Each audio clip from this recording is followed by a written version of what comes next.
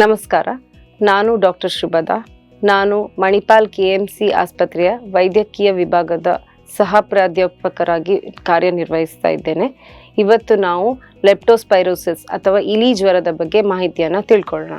ಇತ್ತೀಚಿನ ದಿನಗಳಲ್ಲಿ ನಮ್ಮಲ್ಲಿ ದಕ್ಷಿಣ ಕನ್ನಡದಲ್ಲಾಗಲಿ, ಉಡುಪಿಯಲ್ಲಾಗಲಿ, ಕರಾವಳಿ ಪ್ರದೇಶಗಳಲ್ಲಿ ಡೆಂಗಿ, ಮಲೇರಿಯಾ ಜ್ವರಗಳ ಜೊತೆಗೆ ಇಲಿ ಜ್ವರವು ಇತ್ತೀಚೆಗೆ ಬಹಳಷ್ಟು ಕಂಡು ಬಂದಿದೆ. ಇದನ್ನು ನಾವು ಲೆಪ್ಟೋಸ್ಪೈರೋಸಿಸ್ ಅಂತ ಹೇಳ್ತೇವೆ.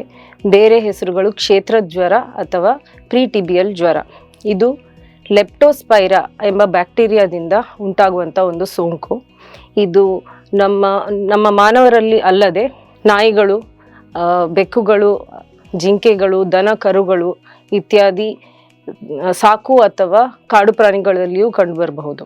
ಇದು ವಿಶ್ವಾದ್ಯಂತ, ಭಾರತದಲ್ಲಿ ಮಾತ್ರ ಅಲ್ಲ, ವಿಶ್ವಾದ್ಯಂತ ಹೆಚ್ಚಾಗಿ ಉಷ್ಣ ವಲಯದ ಪ್ರದೇಶಗಳಲ್ಲಿ ನಾವು ಇಡೀ ವರ್ಷ ಪರ್ಯಂತ ಕಂಡುಬರುವಂಥ ಕಾಯಿಲೆಯಾಗಿರ್ತದೆ. ಲ್ಯಾಟಿನ್ ಅಮೆರಿಕಾ, ಉಪಸಹಾರನ್ ಆಫ್ರಿಕಾ, ದಕ್ಷಿಣ ಏಷ್ಯಾ, ಕೆರಿಬಿಯನ್ ಐಲ್ಯಾಂಡ್ಗಳಲ್ಲಿ ಇದು ಹೆಚ್ಚಾಗಿ ಕಂಡುಬರುತ್ತದೆ. ಅದರಲ್ಲೂ ದಕ್ಷಿಣ ಏಷ್ಯಾದಲ್ಲಿ 13% ಕಂಡುಬರ್ತದೆ. ಇದು 2002 ತನಕದ್ದು ದಾಖಲೆಗಳ ಪ್ರಕಾರ ಒಂದು ವರ್ಷದಲ್ಲಿ ವಿಶ್ವಾದ್ಯಂತ 1 ಮಿಲಿಯನ್ ಜನರಿಗೆ ಉಂಟಾಗಿದೆ. ಅಲ್ಲದೆ 58,900 ಜನರು ಇದರಿಂದ ಮೃತಪಟ್ಟಿದ್ದಾರೆ. ಹಾಗಾಗಿ ನಾವು ಈಗ ಏನು ಈ ಕಾಯಿಲೆಯ ಲಕ್ಷಣಗಳು, ರೋಗ ಲಕ್ಷಣಗಳು ಏನು ಅಂತ ನೋಡ್ಕೊಳ್ಳೋಣ. ಇದರಲ್ಲಿ ಈ ಕಾಯಿಲೆಯು ದ್ವಿಮುಖವಾಗಿ ಕಂಡು ಬರಬಹುದು. ಒಂದು ಫಸ್ಟ್ ನಾವೇನು ಹೇಳ್ತೀವಿ ಅಕ್ಯೂಟ್ ಲೆಪ್ಟೋಸ್ಪೈರಮಿಕ್ ಹಂತ ಅಥವಾ ತೀವ್ರವಾದ ಹಂತ. ಅದು ಕಾಯಿಲೆ ಸೋಂಕಿನಿಂದ ಬಳಲ್ಪಡುವ ಜನರಲ್ಲಿ ಮೊದಲನೇ 5 ದಿನದಿಂದ 7 ದಿನಗಳವರೆಗೆ ಕಂಡುಬರಬಹುದು. ಕೊನೆಗೆ ಇಮ್ಯೂನ್ ಫೇಸ್ ಅಂತ ಹೇಳ್ತೀವಿ ನಾವು, ಅಥವಾ ಪ್ರತಿರಕ್ಷಣಾ ಹಂತ. ಇದು ಕೊನೆಗೆ 5ರಿಂದ 1 ತಿಂಗಳವರೆಗೂ ಈ ಹಂತದಲ್ಲಿ ಲಕ್ಷಣಗಳು ಕಂಡುಬರಬಹುದು. ಅಲ್ಲದೆ ಇದರಲ್ಲಿ ಸೌಮ್ಯ ಅಥವಾ ತೀವ್ರವಾದ ಲಕ್ಷಣಗಳು 90% ಜನರಲ್ಲಿ ಸೌಮ್ಯವಾದ ಲಕ್ಷಣಗಳು ಮಾತ್ರ ಕಂಡುಬರಬಹುದು. ಅದರಲ್ಲಿ ಇನ್ನು ಮಿಕ್ಕಿದ 10% ಅಥವಾ 10% ಜನರಲ್ಲಿ ತೀವ್ರ ಲಕ್ಷಣಗಳು ಕಂಡುಬರಬಹುದು. ಸೊ ಈ ಲಕ್ಷಣಗಳು ಏನು ಅಂತ ನೋಡೋಣ. ಸೌಮ್ಯ ಲಕ್ಷಣಗಳೆಂದರೆ ಬರೀ ಜ್ವರ, ತಲೆನೋವು, ದ್ವಿಮುಖ ತಲೆನೋವು ಅಥವಾ ತಲೆಯ ಮುಂಭಾಗದಲ್ಲಿ ಉಂಟಾಗಬಹುದು, ಅಥವಾ ಕಣ್ಣಿನ ಗುಡ್ಡೆಗಳ ಹಿಂದೆ ಕಂಡುಬರಬಹುದು ಈ ತಲೆನೋವು. ಅದರ ಜೊತೆಗೆ ಕಾಮಾಲೆ, ಜ್ವರ ಅಥವಾ ಕಂಜಂಕ್ಟೈವಲ್ ಸಫ್ಯೂಷನ್ ಅಂತ ಹೇಳ್ತೀವಿ ನಾವು. ಒಂಥರ ಕೆಂಗಣ್ಣು ಇದ್ದಂಗೆ, ಆದರೆ ಬೇರೆ ಕೆಂಪು ಕಣ್ಣು ಕಾಯಿಲೆಗಿಂತ ವಿಭಿನ್ನವಾದದ್ದು ಇದು. ಅದಲ್ಲದೆ ಕಾಮಾಲೆ, ಸ್ನಾಯು ನೋವು ಅಂದರೆ ಕರು ಸ್ನಾಯುಗಳು ಅಥವಾ ಕೆಳ ಬೆನ್ನು ನೋವು ಇರಬಹುದು. ಇದು ಹೆಚ್ಚಿನ ಜನರಲ್ಲಿ ಕಂಡುಬರ್ತದೆ. ಅಲ್ಲದೆ ಒಣ ಕೆಮ್ಮು 50%, 20ರಿಂದ 50% ಜನರಲ್ಲಿ ಒಣ ಕೆಮ್ಮು, ಜ್ವರ ಮಾತ್ರ ಕಂಡು ಬರ್ಬೋದು. ಇದರಿಂದಾಗಿ ಇದು ಯಾವುದೋ ಶ್ವಾಸಕೋಶದ ಕಾಯಿಲೆ ಅಂತ ಪರಿಗಣಿಸಿ ಅದಕ್ಕೆ ಟ್ರೀಟ್ಮೆಂಟ್ ಹೊಂದ್ತಾರೆ ಜನ. ಇನ್ನು ಕೆಲವರಲ್ಲಿ ರ್ಯಾಷಸ್, ದದ್ದೆಗಳು ಅಂದರೆ ಪೆಟಿಕಿಯಲ್ ಎಕಿಮೋಸಿಸ್ ಅಂತೆಲ್ಲ ಹೇಳ್ತೀವಿ ನಾವು. ಅದು ಬಿಳಿ ರಕ್ತ ಅಥವಾ ತಟ್ಟೆ ಕಣಗಳ ಕಡಿಮೆ ಆಗೋದ್ರಿಂದ ಆಗುವಂಥ ರ್ಯಾಷ್, ದದ್ದೆಗಳು. ಅಲ್ಲದೆ ಕಾಮಾಲೆ, ಹೊಟ್ಟೆ ನೋವು, ಅತಿಸಾರ, ವಾಂತಿ ಇತ್ಯಾದಿ ಹೊಟ್ಟೆ ಸಂಬಂಧ ರೋಗ ಲಕ್ಷಣಗಳು ಕಂಡುಬರಬಹುದು. ಅಲ್ಲದೆ ಯಕೃತಿಯ ಉರಿಯೂತ, ಮೇದೋಜನಕ ಗ್ರಂಥಿಯ ಉರಿಯೂತ ಇತ್ಯಾದಿಗಳನ್ನು ನಾವು ಕಂಡುಬರಬಹುದು. ಇದು ನಾನು ವೀಲ್ಸ್ ಡಿಸೀಸ್ ಅಥವಾ ಲೆಪ್ಟೋಸ್ಪೈರೋಸಿಸ್, ಅಕ್ಯೂಟ್ ಅಥವಾ ತೀವ್ರವಾದ ಲೆಪ್ಟೋಸ್ಪೈರೋಸಿಸ್, ಇದರಲ್ಲಿ ಉಂಟಾಗುವ ಲಕ್ಷಣಗಳು ಏನು ಅಂತ ನೋಡೋಣ. ಯಾಕೆಂದರೆ ಇದು ಅತ್ಯಂತ ಅಪಾಯಕಾರಿಯಾದದ್ದು. ಇದರಲ್ಲಿ ಕಾಮಾಲೆ, ಯಕೃತಿಯ ತೊಂದರೆಯಿಂದಾಗಿ ಕಾಮಾಲೆ ಅಥವಾ ಮೂತ್ರಪಿಂಡದ ತೊಂದರೆಗಳಿಂದಾಗಿ ಅತಿ ಕಡಿಮೆಯಾದ ಮೂತ್ರ ಅಥವಾ ಗೈರು ಹಾಜರಾದ ಮೂತ್ರ ಇರ್ಬೋದು, ಅಥವಾ ರಕ್ತಸ್ರಾವ ಯಾವ ಥರದ್ದಿರ್ಬೋದು. ಮೂಗಿನಿಂದ ಸ್ವಲ್ಪ ರಕ್ತಸ್ರಾವ ಆಗ್ಬೋದು, ಅಥವಾ ಒಸಡಿಯಿಂದ ರಕ್ತಸ್ರಾವ ಆಗ್ಬೋದು, ಅಥವಾ ಅತಿ ತೀವ್ರವಾಗಿ ಅಕ್ಯೂಟ್ ರೆಸ್ಪಿರೇಟರಿ ಡಿಸ್ಟ್ರೆಸ್ ಸಿಂಡ್ರೋಮ್ ಅಥವಾ ಅಕ್ಯೂಟ್ ಪಲ್ಮನರಿ ಹೆಮರೇಜ್ ಅಂತ ಹೇಳ್ತೀವಿ. ಇದರಲ್ಲಿ ಏನಾಗುತ್ತೆ, ಶ್ವಾಸಕೋಶದಲ್ಲಿ ರಕ್ತಸ್ರಾವ ಆಗ್ಬೋದು, ರಕ್ತ ಕೆಮ್ಮುವಿಕೆ ಆಗ್ಬೋದು. ಇದು ಅತಿಯಾಗಿ ತೀವ್ರವಾದದ್ದು. ಈ ರೋಗ ಲಕ್ಷಣವನ್ನು ಹೊಂದಿದ ಜನರಲ್ಲಿ ಸಾಮಾನ್ಯ ಮಟ್ಟಿಗೆ ನಾವು ಒಂದು 50% ಮೃತಪಡ್ಬೋದು.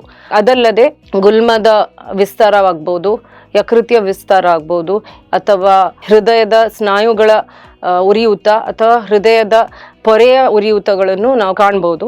ಆದ್ರಿಂದಾಗಿ ಇದು ಬಹಳಷ್ಟು ಅಂಗಾಂಗಗಳನ್ನು ಇನ್ವಾಲ್ವ್ ಮಾಡೋದ್ರಿಂದಾಗಿ ಇದನ್ನ ನಾವು ಮಲ್ಟಿ ಆರ್ಗನ್ ಡಿಸ್ಫಂಕ್ಷನ್ ಅಂತ ಹೇಳ್ತೀವಿ. ಆದ್ರಿಂದಾಗಿ ಬಹಳಷ್ಟು ಅಂಗಾಂಗಗಳು ಇನ್ವಾಲ್ವ್ ಆದಾಗ ಜನರಲ್ಲಿ ಇದು ಅತಿ ತೀವ್ರವಾದ ಅಥವಾ ICU ಬೇಕಾದಂತ ಪರಿಸ್ಥಿತಿಯನ್ನು ಉಂಟು ಮಾಡ್ತದೆ.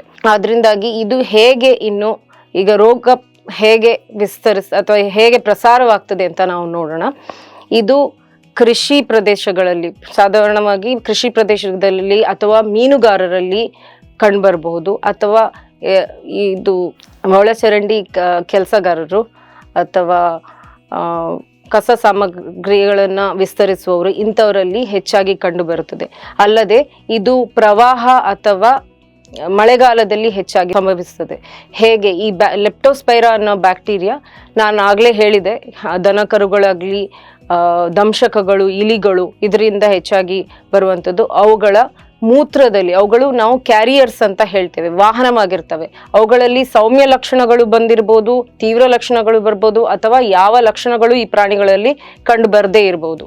ಈ ಪ್ರಾಣಿಗಳ ಮೂತ್ರದಲ್ಲಿ ಸಾಧಾರಣ ಒಂದು ಸತಿ ಸೋಂಕಿತವಾದ ಪ್ರಾಣಿಗಳ ಮೂತ್ರದಲ್ಲಿ 1 ವರ್ಷದ ತನಕ ಈ ಬ್ಯಾಕ್ಟೀರಿಯಾವು ಉತ್ಪಾದನೆಗೊಳ್ತದೆ. ಹಾಗೂ ಇದರಿಂದ ಕಲುಷಿತವಾದ ನೀರಿನಿಂದ ಅಥವಾ ಆಹಾರವನ್ನು ಸೇವಿಸಿದ್ರಲ್ಲಿ ಇನ್ನೊಂದು ಈಜುಗಾರರಲ್ಲಿ ಅಥವಾ ಮೀನುಗಾರರು, ಕೃಷಿಕರು, ಅವರ ಚರ್ಮದಲ್ಲಿ ಯಾವುದಾದ್ರೂ ಬಿರುಕುಗಳು ಇದ್ದಲ್ಲಿ ಈ ಬ್ಯಾಕ್ಟೀರಿಯಾವು ರಕ್ತದಲ್ಲಿ ಸೇರಿಕೊಂಡು ಆಮೇಲೆ ನಾನು ಹೇಳಿರುವಂತ ಎಲ್ಲ ಅಂಗಾಂಗಗಳಿಗೆ ಹೋಗಿ ಇಂಥ ಲಕ್ಷಣಗಳನ್ನು ಉಂಟು ಮಾಡ್ತವೆ. ಅದಲ್ಲದೆ ಈಜುಗಾರರು ಕ್ಯಾನೋಯಿಂಗ್, ರಾಫ್ಟಿಂಗ್ ಇಂತಾದ ಚಟುವಟಿಕೆಗಳಲ್ಲಿ ಸೇರಿಕೊಂಡವರಿಗೆ, ಅಥವಾ ಇವನ್ ಇದು ಟ್ರಯಥ್ಲಾನ್ ಟೈಮಲ್ಲೂ ಈ ಕಾಯಿಲೆಯು ಕಂಡು ಬಂದಿತ್ತು ಹಿಂದೆ. ಸೊ ಇದನ್ನ ಹೇಗೆ ಇವಾಗ ಇದಕ್ಕೆ ಏನಾದರೂ ನೆಕ್ಸ್ಟ್ ಬರುವ ಇದನ್ನ ಹೇಗೆ ನಾವು ಕಂಡು ಹಿಡಿತೀವಿ? ಸೊ ರೋಗ ಲಕ್ಷಣಗಳನ್ನು, ಇಂಥ ಎಲ್ಲ ರೋಗ ಲಕ್ಷಣಗಳನ್ನು ಹೊಂದಿರುವಂಥ ಪೇಷಂಟ್ಸ್ ಅಥವಾ ರೋಗಿಗಳಲ್ಲಿ ನಾವು ಕೆಲವು ಟೆಸ್ಟ್ಗಳನ್ನು, ಮೊದಲನೇದಾಗಿ ಬ್ಲಡ್ ಟೆಸ್ಟ್ ಮಾಡ್ತೀವಿ. ಅದರಲ್ಲಿ CBC, ಕಂಪ್ಲೀಟ್ ಬ್ಲಡ್ ಕೌಂಟ್, ಅದರಲ್ಲಿ ಬಿಳಿ ರಕ್ತ ಕಣಗಳು ಮತ್ತು ತಟ್ಟೆ ಕಣಗಳು ಅಂದರೆ ಪ್ಲೇಟ್ಲೆಟ್ಸ್ ಕಮ್ಮಿ ಆಗಿರ್ಬೋದು, ಅಥವಾ ಕೋಯಾಗುಲೇಷನ್ ಪ್ರೊಫೈಲ್ ಅಂತ ಮಾಡ್ತೀವಿ ನಾವು. ಅದು ಪ್ರೋಥ್ರೋಮಿನ್ ಟೈಮ್ ಅನ್ನುವಂಥದ್ದು, ಅಥವಾ ರಕ್ತ ಹೆಪ್ಪುಗಟ್ಟುವ ಕಣಗಳನ್ನು ಕಮ್ಮಿ ಮಾಡೋದ್ರಿಂದಾಗಿ ಪ್ರೋಥ್ರೋಮಿನ್ ಟೈಮ್ ಜಾಸ್ತಿ ಆಗಿರ್ತದೆ. ಇದೆಲ್ಲದರಿಂದಾಗಿ ಬ್ಲೀಡಿಂಗ್ ಜಾಸ್ತಿ ಆಗ್ಬೋದು ಪೇಷಂಟಿಗೆ. ಅಲ್ಲದೆ ಯಕೃತ್ತು ಅಥವಾ ಲಿವರ್ ಡಿಸ್ಫಂಕ್ಷನ್ ಆಗಿರೋದ್ರಿಂದ ಬಿಲಿರುಬಿನ್ ಅಂಶ, ಕಾಮಾಲೆ ನಾನು ಆಗಲೇ ಹೇಳಿದೆ, ಬಿಲಿರುಬಿನ್ ಅಂಶ, AST, ALT ಅಂತ ನಾವು ಎಂಜೈಮ್ಸ್ಗಳಿರ್ತವೆ, ಅದೆಲ್ಲ ಜಾಸ್ತಿ ಆಗ್ಬೋದು. ಮೇದೋಜೀರಕ ಗ್ರಂಥಿ ಇದ್ದು ಅಥವಾ ಪ್ಯಾಂಕ್ರಿಯಾಸ್ ಇದ್ದು ತೊಂದರೆ ಇದ್ದಲ್ಲಿ ಅಮೈಲೇಸ್ ಲೈಪೇಸ್ ಎಂಜೈಮ್ಗಳು ಜಾಸ್ತಿ ಆಗ್ಬೋದು. ಮೂತ್ರಪಿಂಡದ ತೊಂದರೆ ಇದ್ದಾಗ ಯೂರಿಯಾ, ಕ್ರಿಯಾಟಿನಿನ್ ಅಂಶಗಳು ಜಾಸ್ತಿ ಆಗ್ತದೆ. ಇದೆಲ್ಲ ಅಲ್ಲದೆ ಬೇರೆ ಎಲೈಸಾ, ಮೈಕ್ರೋಸ್ಕೋಪಿಕ್ ಅಗ್ಲುಟಿನೇಷನ್ ಟೆಸ್ಟ್ ಅಂತ ಟೆಸ್ಟ್ಗಳಿವೆ. ಇದರಿಂದ ಬ್ಯಾಕ್ಟೀರಿಯಾವನ್ನು ನಾವು ಮೈಕ್ರೋಸ್ಕೋಪ್ನಲ್ಲಿ ಕಂಡುಹಿಡಿಯಬಹುದು. ಇದಲ್ಲದೆ ಏನು ಟ್ರೀಟ್ಮೆಂಟ್ ಇದೆಯಾ? ಇದು ನೆಕ್ಸ್ಟ್ ನಮಗೆ ಎಲ್ಲರೂ ಕೇಳುವಂಥ ಪ್ರಶ್ನೆ. ಖಂಡಿತವಾಗಿಯೂ ಟ್ರೀಟ್ಮೆಂಟ್ ಇದೆ. ನಾವು ಎಲ್ಲ ತೀವ್ರವಾಗಿ ಅಥವಾ ಸೌಮ್ಯವಾದ ಲಕ್ಷಣಗಳ ಉಳ್ಳ ಪೇಷಂಟಿಗೆ ಜಸ್ಟ್ ನಾವು ಆಂಟಿಬಯೋಟಿಕ್ಸ್, ಓರಲ್ ಆಂಟಿಬಯೋಟಿಕ್ಸ್ ಅಂತ ಹೇಳ್ತೀವಿ, ಅಂದರೆ ಟ್ಯಾಬ್ಲೆಟ್ ಮೂಲಕ ಕೊಡೋ ಆಂಟಿಬಯೋಟಿಕ್ಸೇ ಸಾಕಾಗ್ಬೋದು. ಅದರಿಂದಾಗಿ ಅಡ್ಮಿಷನ್ ಬೇಕಾಗ್ಲಿಕ್ಕಿಲ್ಲ. ಆದರೆ ಬಿಳಿ ರಕ್ತ ಬಹಳ ಕಮ್ಮಿ ಇರೋದು ಅಥವಾ ಬೇರೆ ತೊಂದರೆಗಳು ಜಾಸ್ತಿ ಇದ್ದಲ್ಲಿ ನಾವು ಖಂಡಿತವಾಗಿಯೂ ಅಡ್ಮಿಟ್ ಮಾಡಿಯೇ ಪರಿಶೀಲನೆ ಅಥವಾ ಅಬ್ಸರ್ವೇಷನ್ ಬೇರೆ ಮಾಡಬೇಕಾಗ್ಬೋದು. ಅದಲ್ಲದೆ ಪೆನಿಸಿಲಿನ್, ಡಾಕ್ಸಿಸೈಕ್ಲಿನ್ ಇಂಥ ಸಾಮಾನ್ಯವಾಗಿ ಎಲ್ಲ ಕಡೆಯಲ್ಲಿ, ಸೆಫ್ಟ್ರಿಯಾಕ್ಸೋನ್ ಎಲ್ಲ ಕಡೆಯಲ್ಲಿ ಸಿಗುವಂಥ ಆಂಟಿಬಯೋಟಿಕ್ಗಳಿಂದ ಈ ಕಾಯಿಲೆಗೆ ಉಪಯೋಗಿಸ್ತೇವೆ. ಅದಲ್ಲದೆ ಏನು ತೊಂದರೆ ಆಗ್ಬೋದು? ನಾನು ಆಗಲೇ ಹೇಳಿದೆ, ಅಕ್ಯೂಟ್ ರೆಸ್ಪಿರೇಟರಿ ಡಿಸ್ಟ್ರೆಸ್ ಸಿಂಡ್ರೋಮ್, ಉಸಿರಾಟದ ಬಹಳ ತೊಂದರೆ ಇದ್ದಲ್ಲಿ ಪೇಷಂಟ್ಗೆ ಇಂಟಿಬೇಷನ್ ಬೇಕಾಗಿ ಮೆಕ್ಯಾನಿಕಲ್ ವೆಂಟಿಲೇಟರ್ ಬೇಕಾಗ್ಬೋದು. ಅದರಿಂದ ICU ಅಗತ್ಯ ಇರುತ್ತದೆ. ಅಲ್ಲದೆ ತಟ್ಟೆ ಕಣಗಳು, ಬಿಳಿ ರಕ್ತ ಕಣಗಳು, ತಟ್ಟೆ ಕಣಗಳು ಕಮ್ಮಿ ಆದಲ್ಲಿ ಪ್ಲೇಟ್ಲೆಟ್ ಅನ್ನು ಟ್ರಾನ್ಸ್ಫ್ಯೂಷನ್ ಮಾಡಬೇಕಾಗ್ಬೋದು. ಹಿಮೋಗ್ಲೋಬಿನ್ ಏನಾದರೂ ರಕ್ತಸ್ರಾವ ಆಗಿ ಹಿಮೋಗ್ಲೋಬಿನ್ ಕಮ್ಮಿ ಆದಲ್ಲಿ ಬ್ಲಡ್ ಟ್ರಾನ್ಸ್ಫ್ಯೂಷನ್ ಬೇಕಾಗ್ಬೋದು ಪೇಷಂಟಿಗೆ. ಇದಲ್ಲದೆ ಏನಾದರೂ ಮೂತ್ರಪಿಂಡದ ವೈಫಲ್ಯ ಇದ್ದಲ್ಲಿ ಪೇಷಂಟಿಗೆ ಡಯಾಲಿಸಿಸ್ ಕೂಡ ಬೇಕಾಗ್ಬೋದು. ಆದರೆ ಇದು ಪರ್ಮನೆಂಟ್ ಡಯಾಲಿಸಿಸ್ ಆಗಿರ್ಲಿಕ್ಕಿಲ್ಲ. ಹೆಚ್ಚಾಗಿ ಟ್ರೀಟ್ಮೆಂಟ್ ಸಿಕ್ತಿದ್ದಂಗೆ 1 ವಾರ 2 ವಾರಗಳಲ್ಲಿ ಅವರದ್ದು ಮೂತ್ರಪಿಂಡದ ವೈಫಲ್ಯ ಏನಿರುತ್ತಲ್ಲ ಅದು ಇಂಪ್ರೂವ್ಮೆಂಟ್ ಬರುತ್ತೆ. ಹಾಗೆ ಡಯಾಲಿಸಿಸ್ ಅನ್ನ ನಾವು ನಿಲ್ಲಿಸಬಹುದು. ಅದರಿಂದಾಗಿ ಒಂದ್ಸತಿ ಡಯಾಲಿಸಿಸ್ ಸ್ಟಾರ್ಟ್ ಮಾಡಿದ್ರೆ ಪರ್ಮನೆಂಟ್ ಡಯಾಲಿಸಿಸ್ ಅಂತ ಜನರು ಕೇಳ್ತಾರೆ ನಮ್ಗೆ. ಅದರಿಂದ ಬಹಳಷ್ಟು ಭಯ ಬೀಳ್ತಾರೆ. ಅದು ಖಂಡಿತವಾಗಿ ಭಯ ಬೀಳುದು ಬೇಡ. ಆದ್ರೆ ಈ ಕ್ರಿಯಾಟಿನ್ ಅಂಶ ಮೂತ್ರಪಿಂಡದ ವೈಫಲ್ಯ ಸಂಪೂರ್ಣವಾಗಿ ಅಥವಾ ಒಂದು 90% ಅಷ್ಟಾದ್ರೂ ಇಂಪ್ರೂವ್ಮೆಂಟ್ ಆಗುವಲ್ಲಿ ತನಕ ನಾವು ಆಸ್ಪತ್ರೆಯಲ್ಲೇ ಪೇಷಂಟ್ ಅನ್ನ ಇಟ್ಕೊಂಡು ಅಬ್ಸರ್ವೇಷನ್ ಮಾಡಬೇಕಾಗ್ತದೆ. ಇದಲ್ಲದೆ ಲಸಿಕೆ ಇದೆಯಾ, ಇದು ಇನ್ನೊಂದು ಪ್ರಶ್ನೆ ಕೇಳುವಂಥದ್ದು. ಇಲ್ಲಿವರೆಗೆ ಈ ಕಾಯಿಲೆಗೆ 1 ಅಥವಾ 2 ಟ್ರೈವೆಲೆಂಟ್ ವ್ಯಾಕ್ಸಿನ್ಸ್ ಅಂತ ಚೈನಾ ಅಂತ ದೇಶಗಳಲ್ಲಿ ಕಂಡು ಹಿಡಿದಿದ್ದಾರೆ. ಆದರೆ ಇದರಿಂದ ನಮ್ಗೆ ಸಾಕಷ್ಟು ಇಮ್ಯುನಿಟಿ ಬೆಳೆಯುವುದಿಲ್ಲ ಅಂತ ಹೇಳಿ ಇದನ್ನು ನಾವು ಉಪಯೋಗ ಮಾಡ್ತಾ ಇಲ್ಲ.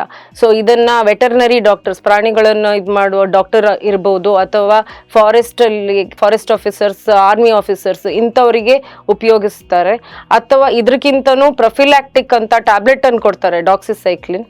ಇದನ್ನ ಉಪಯೋಗ ಮಾಡ್ಬೋದು. ಆದ್ರೆ ನಾವು ಭಾರತದಲ್ಲಿ ಇದನ್ನ ಉಪಯೋಗ ಮಾಡ್ತಾ ಇಲ್ಲ. ಇದರಲ್ಲಿ ಇಮ್ಯುನಿಟಿ ಬಹಳಷ್ಟು ದಿನ ಬರುವುದಿಲ್ಲ ಅಂತ ಹೇಳ್ಕೊಂಡು ಇದಿಷ್ಟು ಮಾಹಿತಿ. ಇನ್ನು ಹೇಗೆ ನಾವು ಇದನ್ನ ತಡೆಗಟ್ಟಬಹುದು, ಆಗ್ಲೇ ಹೇಳಿದ್ದೀನಿ, ಪ್ರವಾಹದ ಟೈಮಲ್ಲಿ ಅಥವಾ ನಮ್ಮ ಸ್ಯಾನಿಟೇಷನ್ ಅಂತ ಹೇಳ್ತೀವಿ ನಾವು, ಕಸ ವಿಸರ್ಜನೆ ಆಗ್ಲಿ ಬೇರೆ ನೈರ್ಮಲ್ಯವನ್ನು ನಾವು ಕಾಪಾಡ್ಕೊಂಡು ಬಂದು ಈ ಮನೆ ಒಳಗಡೆ ಇಲಿಗಳನ್ನ ಕಮ್ಮಿ ಮಾಡಿದಷ್ಟು ನಾವು ಬೇರೆ ಯಾಕೆಂದ್ರೆ ಹೆಚ್ಚಾಗಿ ದಂಶಕಗಳಿಂದನೇ ಬರುವಂಥದ್ದು, ಇಲ್ಲಿ ದಂಶಕಗಳಿಂದನೇ ಬರುವಂಥದ್ದು. ಆದ್ರಿಂದ ಇದರ ಕಡಿತವನ್ನು ತಡೆಗಟ್ಟುವಂಥದ್ದು, ಕೆಲವರ ಮನೆಯಲ್ಲಿ ಇಲಿ ಇರ್ಬೋದು, ಸುತ್ತಮುತ್ತ ಇರ್ಬೋದು, ಇಂಥದ್ದನ್ನ ತಡೆಗಟ್ಟಿ ನಾವು ಈ ರೋಗದಿಂದ ಕಾಪಾಡ್ಕೊಳ್ಬಹುದು. ಅದಲ್ಲದೆ ಮಳೆಗಾಲದಲ್ಲಿ ಬಹಳಷ್ಟು ಪ್ರವಾಹ ಇರುವ ಕಡೆಗೆ ಎಲ್ಲಾದ್ರೂ ಹೋದಲ್ಲಿ ನೀವು ಬಂದ 1 ಅಥವಾ 2 ವಾರದಲ್ಲಿ ಜ್ವರ ಏನಾದ್ರೂ ಶುರುವಾಯಿತು ಅಂದ್ರೆ ದಯವಿಟ್ಟು ಹೋಗಿ 1 ಬಾರಿ ಆಸ್ಪತ್ರೆಯಲ್ಲಿ ಟೆಸ್ಟ್ ಮಾಡ್ಕೊಳ್ಳಿ. ನಿಮ್ಮ ಬ್ಲಡ್ ಟೆಸ್ಟ್ ಅನ್ನು ಮಾಡಿಸಿ. ಇದನ್ನ ನಿರ್ಲಕ್ಷ್ಯ ಮಾಡಬೇಡಿ. ಯಾಕೆಂದ್ರೆ ಫಸ್ಟಿಗೆ ಶುರುವಿಂದನೇ ಆಂಟಿಬಯೋಟಿಕ್ ಶುರು ಮಾಡಿದ್ರೆ ನಾವು ಇದು ಬಹುಶಃ ಸೌಮ್ಯ ಲಕ್ಷಣಗಳಿಂದನೇ ಪೇಷಂಟ್ ಪಾರಾಗಬಹುದು. ಅಥವಾ ಅದನ್ನೇ ನಿರ್ಲಕ್ಷ್ಯ ಮಾಡಿದಲ್ಲಿ ಕೊನೆಗೆ ಜಾಸ್ತಿಯಾಗಿ ಕಂಡುಬರ್ಬೋದು ಲಕ್ಷಣಗಳು. ಆದ್ರಿಂದ ಈ ವಿಷಯದ ಬಗ್ಗೆ ಇನ್ನಷ್ಟು ಮಾಹಿತಿ ಬೇಕಾದಲ್ಲಿ ನಮ್ಮನ್ನು ಸಂಪರ್ಕಿಸಬಹುದು. ಅಲ್ಲದೆ ದಯವಿಟ್ಟು ಜಾಗರೂಕರಾಗಿರಿ. ಈ ಮಳೆಗಾಲದ ಸಮಯದಲ್ಲಿ ಈ ಕಾಯಿಲೆಯಿಂದ ಜಾಗರೂಕರಾಗಿರಿ ಅಂತ ಹೇಳ್ತಾ ನಾನು ಈ ಮಾತನ್ನು ಮುಗಿಸ್ತೇನೆ. ಧನ್ಯವಾದಗಳು.